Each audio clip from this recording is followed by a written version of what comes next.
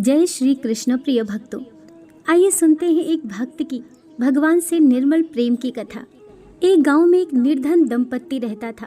सुंदर और लीला दोनों पति पत्नी अत्यंत परिश्रमी थे। सारा दिन परिश्रम करते, सुंदर सुंदर कपड़े बनाते, किंतु उनको उनके बनाए वस्त्रों की अधिक कीमत नहीं मिल पाती थी। दोनों ही अत्यंत संतोषी स्वभाव के थे। जो मिलता उसी से संतुष्ट होकर एक टूटी फूटी झोपड़ी में रहकर अपना जीवन निर्वाह कर लेते थे। वे दोनों भगवान श्री कृष्ण के परम भक्त थे। दिन भर के परिश्रम के बाद जो भी समय मिलता उसे दोनों भगवान के भजन कीर्तन में व्यतीत करते। सुंदर बाबा के पास एक तानपुरा और खड़ताल थी। जब दोनों मिलकर भजन गाते तो सुंदर तानपुरा बजाता और लीला खड़ताल। फिर तो दोनों भगवान के भजन में ऐसा खो जाते कि उनको अपनी भूख प्यास की चिंता भी नहीं रहती थी। यूं तो दोनों संतोषी स्वभाव के थे। अपनी दीनहीन अवस्था के लिए उन्होंने कभी भी भगवान को कोई उल्हाना नहीं दिया और अपने इसी जीवन में प्रसन्न थे। किंतु एक दुख उनको सदा कचोटता रहता था। उनके कोई संतान नहीं थी। इसको लेकर वे सदा चिंतित रहा करते थे, किंतु रहते थे फिर भी सदा भगवान में मग्न। इसको भी उन्होंने भगवान की लीला समझकर स्वीकार कर लिया और निष्काम रूप से श्री कृष्ण की प्रेम भक्ति में डूबे रहते। जब उनकी आयु अधिक होने लगी तो एक दिन लीला ने सुंदर से कहा कि हमारी कोई संतान नहीं है।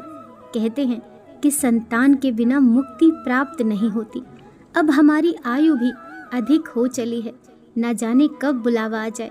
मरने के बाद कौन हमारी चिता को अग्नि देगा और कौन हमारे लिए तर्पण आदि का कार्य करेगा? कैसे हमारी मुक्ति होगी? सुंदर बोला, तू क्यों चिंता करती है? ठाकुर जी है ना, वही सब देखेंगे। सुंदर ने ये बात कह तो दी, किंतु वो भी चिंता में डूब गया। तभी उसके मन में एक विचार आया। वह नगर में गया और श्री कृष्ण के बाल गोपाल रूप की एक प्रतिमा ले आया। घर आकर बोला, अब मुझे चिंता करने की कोई आवश्यकता नहीं है। मैं ये बाल गोपाल लेकर आया हूँ। हमारे कोई संतान नहीं, तो वो भी इन्हीं की तो लीला है। हम इनको ही अपने पुत्र के समान प्रेम करेंगे। यही हमारे पुत्र का दायित्व पूर्ण करेंगे। यही हमारी मुक्ति करेंगे। सुंदर की बात सुनकर लीला अत्यंत प्रसन्न हुई। उसने बाल गोपाल को लेकर अपने हृदय से लगा लिया और बोली, आप बिल्कुल ठीक कह रहे हैं। आज से यही हमारा लाला है। दोनों पति पत्नी ने घर में एक कोना साफ करके वहां स्थान बनाया और एक चौकी लगाकर उस पर बाल गोपाल को विराजित कर दिया। तब से जुल्हा दंपत्ति का नियम हो गया। वह प्रतिदिन बाल गोपाल को स्नान कराते, उनको धुले वस्त्र पहनाते, अपनी संतान की तरह उनका लाड़ लड़ाते। उन्हीं के सामने बैठकर भजन कीर्तन करते और वहीं सो जाते। जुल्हा अपने हाथ से बाल गोपाल के लिए सुंदर वस्त्र बनाता और उनको पहनाता। इसमें उसको बड़ा आनंद आता। धीरे धीरे दोनों बाल गोपाल को अपनी संतान के समान ही प्रेम करने लगे। लीला का नियम था कि वह प्रतिदिन अपने हाथ से अपने लाला को भोजन कराती, तब स्वयं भोजन करती। लाला को भोजन करते समय उसको ऐसा ही प्रतीत होता मानो अपने पुत्र को ही भोजन करा रही हो। उन दोनों के निश्चल प्रेम को देखकर करुणा निधान भगवान अत्यंत प्रसन्न हुए और उन्होंने अदृश्य रूप में आकर स्वयं भोजन खाना आरंभ कर दिया। लीला जब प्रेम पूर्वक बाल गोपाल को भोजन कराती तो भगवान को प्रतीत होता मानो वे अपनी माँ के हाथों से भोजन कर रहे हैं। उनको लीला के हाथ से प्रेम पूर्वक मिलने वाले हर कौर में माँ का प्रेम प्राप्त होता था। लीलाधारी भगवान श्री कृष्ण स्वयं माँ की उस प्रेम लीला के वशीभूत हो गए, किंतु लीला कभी नहीं जान पाई कि स्वयं बाल गोपाल उसके हाथ से भोजन करते हैं। एक दिन कार्य बहुत अधिक होने के कारण लीला बाल गोपाल को भोजन कराना भूल गई। गर्मी का समय था। भरी दोपहरी में दोनों पति पत्नी कार्य करते करते थक गए और बिना भोजन किए ही सो गए। उनको सोए हुए कुछ ही देर हुई थी कि उनको एक आवाज़ सुनाई दी, माँ बाबा, मुझको भूख लगी है। दोनों हड़बड़ा कर उठ गए। चारों ओर देखा, आवाज़ कहाँ से आई है, किंतु कुछ दिखाई नहीं दिया। तभी लीला को स्मरण हुआ कि उसने अपने लाला को भोजन नहीं कराया। वह दौड़कर लाला के पास पहुंची तो देखा कि बाल गोपाल का मुख तो कुम्हलाया हुआ है। इतना देखते ही दोनों पति पत्नी वहीं उनके चरणों में गिर पड़े। दोनों की आंखों से आंसुओं की धार बह निकली। लीला तुरंत भोजन लेकर आई और ना जाने कैसा प्रेम उमड़ा कि लाला को उठाकर अपनी गोद में बिठा लिया और भोजन कराने लगी। दोनों पति पत्नी रोते जाते और लाला को भोजन कराते जाते, साथ ही बार बार उनसे अपने अपराध के लिए क्षमा मांगते जाते। ऐसा प्रगाढ़ प्रेम देखकर भगवान अत्यंत द्रवित हुए और अंतर्यामी भगवान श्री हरि साक्षात रूप में प्रकट हो गए। भगवान ने अपने हाथों से अपने रोते हुए माता पिता की आंखों से आंसू पोंछे और बोले, प्रिय भक्त, मैं तुम्हारी भक्ति और प्रेम से अत्यंत प्रसन्न हूँ। तुम जो चाहे वर मांग लो, मैं तुम्हारी प्रत्येक इच्छा पूर्ण करूँगा। इतना सुनते ही दोनों भगवान के चरणों में गिर पड़े और बोले, दया निधान, आप हमसे प्रसन्न हैं और स्वयं हमारे सम्मुख उपस्थित हैं। हमारा जीवन धन्य हो गया। इससे अधिक और क्या चाहिए? इससे अधिक किसी भी वस्तु का भला क्या महत्व हो सकता है? आपकी कृपा हम पर बनी रहे, बस इतनी कृपा करें। श्री हरि बोले, यदि तुम चाहो तो मैं तुम्हारे जीवन में संतान के अभाव को समाप्त करके तुम्हें एक सुंदर संतान प्रदान करूंगा। ये सुनते ही सुंदर और लीला एकदम व्याकुल होकर बोले, नहीं भगवान, हमको संतान नहीं चाहिए। उनका उत्तर सुनकर भगवान ने पूछा, किंतु क्यों? अपने जीवन में संतान की कमी को पूर्ण करने के लिए ही तो तुम मुझको अपने घर लेकर आए थे। ये सुनकर वे दोनों बोले, प्रभु, हमको भय है कि यदि हमको संतान प्राप्त हो गई तो हमारा मोह उस संतान के प्रति बढ़ जाएगा और तब हम आपकी सेवा नहीं कर पाएंगे। उनके प्रेम और भक्ति से भरा उत्तर सुनकर करुणा निधान भगवान करुणा से भर उठे। स्वयं भगवान की आंखों से आंसू टपक पड़े। वे बोले, हे मैया बाबा, मैं यहाँ आया था आपके ऋण को उतारने के लिए, किंतु आपने तो मुझको सदा सदा के लिए अपना ऋणी बना लिया। मैं आपके प्रेम का यह ऋण कभी नहीं उतार पाऊंगा। मैं सदा सदा तुम दोनों का ऋणी रहूंगा। मैं तुम्हारे प्रेम से अत्यंत प्रसन्न हूँ। तुमने अपने निर्मल प्रेम से मुझको भी अपने बंधन में बांध लिया है। मैं तुमको वचन देता हूँ कि आज से मैं तुम्हारे पुत्र के रूप में तुम्हारे समस्त कार्य पूर्ण करूँगा। तुमको कभी संतान का अभाव नहीं होने दूंगा। मेरा वचन कभी असत्य नहीं होता। ऐसा कहकर भक्त वत्सल भगवान बाल गोपाल की प्रतिमा में विलीन हो गए। उस दिन से सुंदर और लीला का जीवन बिल्कुल ही बदल गया। उन्होंने सारा काम धंधा छोड़ दिया और सारा दिन बाल गोपाल के भजन कीर्तन और उनकी सेवा में व्यतीत करने लगे।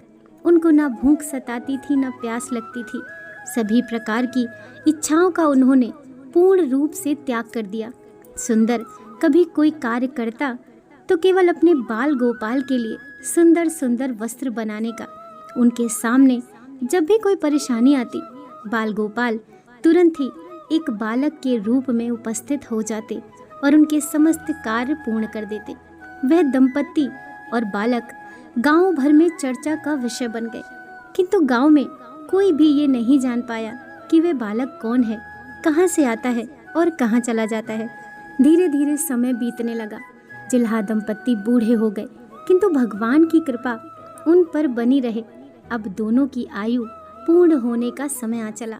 भागवत प्रेरणा से उनको ये ज्ञात हो गया कि अब उनका समय पूरा होने वाला है। एक दिन दोनों ने भगवान को पुकारा। ठाकुर जी तुरंत प्रकट हो गए और उनसे उनकी इच्छा जाननी चाहिए। दोनों भक्त दंपति भगवान के चरणों में प्रणाम करके बोले, हे नाथ, हमने अपने पूरे जीवन में आपसे कभी कुछ नहीं मांगा। अब जीवन का अंतिम समय आ गया है, इसलिए आपसे कुछ मांगना चाहते हैं। भगवान बोले, आप निसंकोच अपनी कोई भी इच्छा कहो। मैं वचन देता हूँ कि तुम्हारी प्रत्येक इच्छा को पूर्ण करूँगा। तब बाल गोपाल के अगाध प्रेम में डूबे वृद्ध दंपत्ति बोले, हे नाथ, हमने अपने पुत्र के रूप में आपको देखा और आपकी सेवा की। आपने भी पुत्र के समान ही हमारी सेवा करी। अब वह समय आ गया है जिसके लिए कोई भी माता पिता पुत्र की कामना करते हैं। हे दीन बंधु, हमारी इच्छा है हम दोनों पति पत्नी के प्राण एक साथ निकलें। और हे दया निधान, जिस प्रकार एक पुत्र अपने माता पिता की अंतिम क्रिया करता है और उनको मुक्ति प्रदान करता है, उसी प्रकार हे परमेश्वर, हमारी अंतिम क्रिया आप अपने हाथों से करें और हमको मुक्ति प्रदान करें। श्री हरि ने दोनों को उनकी इच्छा पूर्ण करने का वचन दिया और बाल गोपाल के विग्रह में विलीन हो गए। अंत में वह दिन आ पहुंचा जब प्रत्येक जीव को ये शरीर छोड़ना पड़ता है। दोनों वृद्ध दंपत्ति बीमार पड़ गए और उन दोनों की भक्ति की चर्चा गांव भर में थी। इसीलिए गांव के लोग उनका हाल जानने उनकी झोपड़ी पर पहुंचे। किंतु उन दोनों का ध्यान तो श्री हरि में रम चुका था। उनको नहीं पता कि कोई आया भी है। नियत समय पर एक चमत्कार हुआ। जुलाहे की झोपड़ी एक तीव्र और अलौकिक प्रकाश से भर उठी। वहां उपस्थित समस्त लोगों की आंखें बंद हो गईं। किसी को कुछ भी दिखाई नहीं पड़ रहा था। कुछ लोग तो झोपड़ी से बाहर आ गए, कुछ वहीं धरती पर बैठ गए। श्री हरि अपने दिव्य चतुर्भुज रूप में प्रकट हुए। उनकी अप्रितम शोभा समस्त सृष्टि को अलौकिक करने वाली थी। वातावरण में एक दिव्य सुगंध भर गई। अपनी मंद मंद मुस्कान से अपने उन भक्त माता पिता की ओर देखते रहे। उनका यह दिव्य रूप देखकर दोनों वृद्ध अत्यंत आनंदित हुए। अपने दिव्य दर्शनों से दोनों को तृप्त करने के बाद करुणा निधान लीलाधारी समस्त सृष्टि के पालनहार श्री हरि वहां उन दोनों के निकट धरती पर ही उनके सिरहाने बैठ गए। भगवान ने उन दोनों भक्तों का सर अपनी गोद में रखा, उनके शीश पर प्रेम पूर्वक अपना हाथ रखा। तत्पश्चात अपने हाथों से उनके नेत्र बंद कर दिए। तत्काल ही दोनों के प्राण निकलकर श्री हरि में विलीन हो गए। 5 भूतों से बना शरीर 5 भूतों में ही विलीन हो गया। कुछ समय बाद जब वह दिव्य प्रकाश का लोप हुआ तो सभी उपस्थित ग्रामीणों ने देखा कि वहां ना तो सुंदर था, ना ही लीला, ना ही बाल गोपाल थे। शेष थे तो मात्र कुछ पुष्प जो धरती पर पड़े थे और एक दिव्य सुगंध जो वातावरण में चारों ओर फैली थी। विस्मित ग्रामीणों ने श्रद्धा से उस धरती को नमन किया। उन पुष्पों को उठाकर शीश से लगाया तथा सुंदर लीला की भक्ति और गोविंद के नाम का गुणगान करते हुए चल दिए उन पुष्पों को श्री गंगा जी में विसर्जित करने के लिए। भक्त वो जो एक क्षण के लिए भी वह भक्ति नहीं होता, अर्थात जिनका चित्त ईश्वर में अखंड बना रहे, वह भक्त कहलाता है। सरल शब्दों में भक्ति के अंतिम चरण का अनुभव करने वाले को ही भक्त कहते हैं। दोस्तों, कहानी पसंद आई हो तो लाइक कीजिए, चैनल को सब्सक्राइब कीजिए। मिलते हैं नेक्स्ट वीडियो के साथ। हरे कृष्णा।